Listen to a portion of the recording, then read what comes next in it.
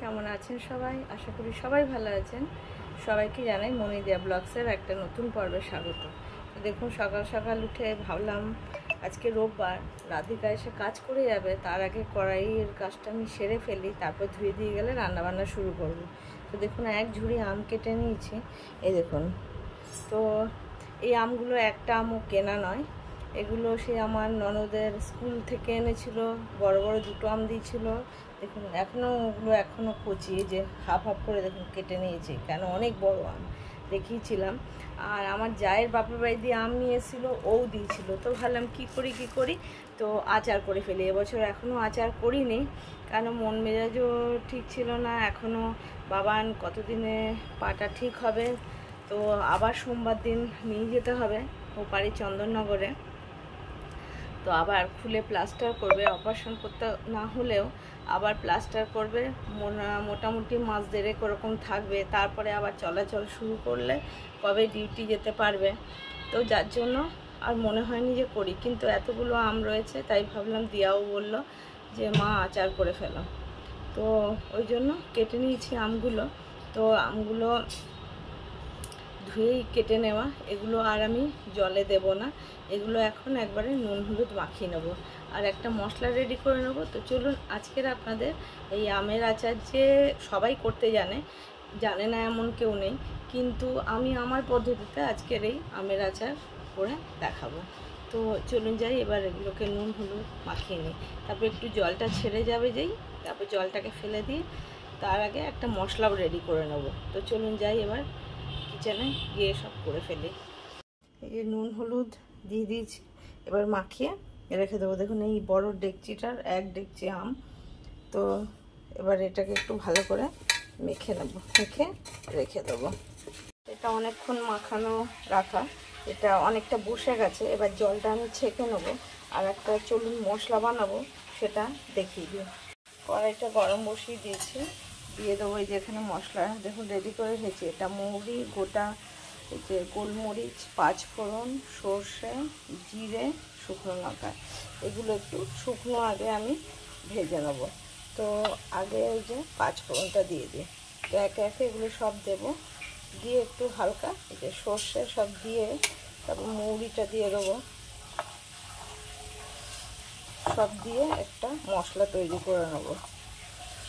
দিয়ে দেবো এই যে গোটা গোলমরিচ, শুকনো লঙ্কা, তো এগুলো একটু ভেজে নিয়ে, এই যে শুকনো গোটা মশলাটা ভেজে নামিয়ে নিয়েছি। এবার এটা একটা গুঁড়ো করে নেবো।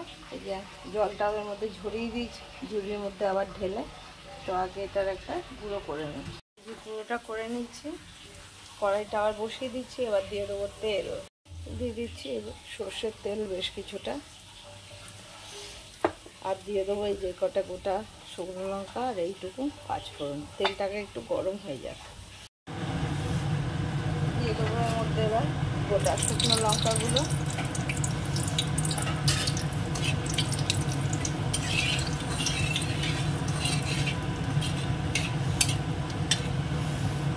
আর দিয়ে দেবো এই পাঁচফোড়নটুকু।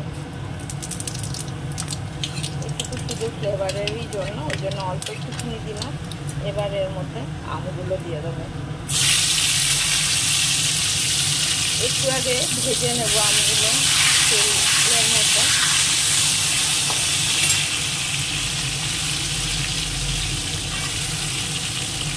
তো সব আমগুলো দিয়ে তেলের মধ্যে নেড়ে নেব, তাহলে সব আমগুলোতে তেল লেগে যাবে।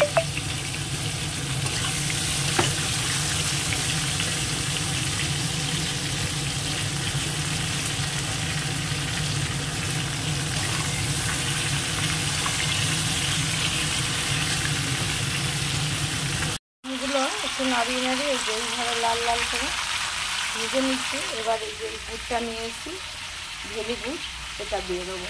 একটু ভেঙে নেবো গুড়টাকে, এটাকে খুব ভালো করে, এটা একদম লাল করে করেই ভাজা হয়ে গেছে। দেখলেই বুঝতে পারছেন, এবং লাল করে ভেজে নিচ্ছি। এবার গুড়টা একটু ভেঙে এর মধ্যে দেবো। গুড়টাকে গুঁড়ো করে নিয়েছি, এবার এই গুড়টাকে এর মধ্যে দিয়ে দেবো। অল্প অল্প করে দেবো আর মেশাবো। দেখুন অনেকে অনেকভাবেই করে, আমি যেভাবে করি সেটাই আপনাদের সঙ্গে শেয়ার করলাম। আর একদিন আমি তেল আম কীভাবে করি সেটাও শেয়ার করব। এইভাবে দিয়ে একটু মিশিয়ে দিলে ভালো হবে, আর ভেঙে না নিলে গলতে অনেকটা সময় লেগে যায়। তো এইভাবে মিশিয়ে দেবো। এখানে গুড় আছে 1 কেজি, আর আম আছে 2 কেজির একটু বেশিই হবে, ওই জন্য হাফ হাফ রেশিওতে দিচ্ছি। তো গুড়টা পুরোটাই মিশিয়ে দিয়ে দেবো ভেতরে, পুরো গুড়টাই দিয়ে দিলাম। এবার আস্তে আস্তে করে গলবে আর মেশাবো। গুড় গলে পুরো একদম এক কড়াই ঝোল, একদম জল হয়ে গেছে। এটা এই ফুটতে ফুটতে এই ইয়েটাও কমে যাবে, ঝোলটাও আচারের গ্রেভিটা কমে যাবে, আর এর মধ্যে ভালো করে মুজে একদম ঢুকে যাবে। শুধু আলাদা গুড় যদি মশলা দিয়ে রেডি করে আম দিয়ে দেওয়া হয়, তাতে আমের ভেতর না ইয়েটা গুড়টা ভালো ঢোকে না, টক টক থেকে যায়। ওর জন্য একবারে গুড়ের রসে যদি জাল হয় তাহলে খুব ভালো ভেতর অবধি মিষ্টিটা ঢোকে। এবার এটা সেদ্ধ হতে থাক, হতে হতে কমে যাবে। লাস্টে নামানোর সময় ওই মশলাটা দিয়ে দেবো, আর দেবো হচ্ছে বিট নুন। যে এটা প্রায় হয়ে এসছে, এবার এই সময় এই মশলাটা দিয়ে দেবো, কেননা বেশি নালে চিটা গুড়ের মতন হয়ে যাবে। তার আগে দিয়ে দেবো হচ্ছে বিট নুন। বিট নুনটা না দিয়ে দিলে, অন্য নুন শুধু দিলে সে তো নুন হলুদ দিয়েই মাখাই ছিল, কিন্তু বিট নুন না দিলে টেস্টটা ভালো হয় না আচারের।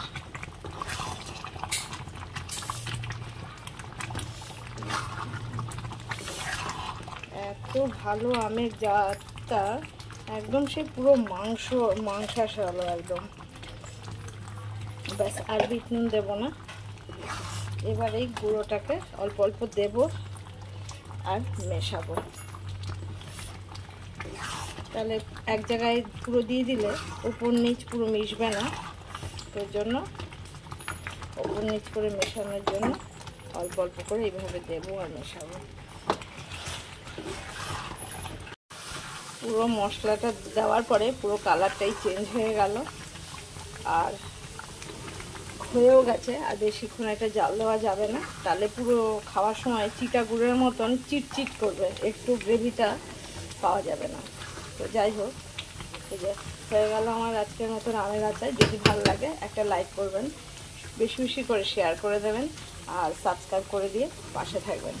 তো আমি যেভাবে করি আমের আচারের রেসিপিটা দেখিয়ে দিলাম। তো এইভাবেও একদিন করে খেয়ে দেখতে পারেন। যে যেভাবে করেন সবটাই আলাদা আলাদা টেস্ট, এবং সবটাই খেতে ভালো হয়। তো এইভাবেও একদিন করে দেখবেন। দেখুন এটা পুরো এই যে বন্ধ করে দিয়েছি, একদম জমে গেছে। এবার এই বাটিটার মধ্যে পোটা নামিয়ে দেবো, কেননা তাতেই দেখুন এটার মধ্যে এটা রেখেছিলাম খুন্তিটা চিপকে লেগে গেছে। তো রাধিকা বাসন ধুয়ে দেবে, একবারে এটার মধ্যে রেখে দেবো আমি, ঠান্ডাও হয়ে যাবে, কড়াইটাও যাবে। এটাতে পুরো ভর্তি হয়নি, ভর্তির চেয়ে একটু কম, তাহলেও অনেক দিন চলে যাবে। দেখুন আচারটা দেখতে কেমন হয়েছে কমেন্টে জানাবেন, আর আপনারা কে কীভাবে করেন সেটাও জানাবেন।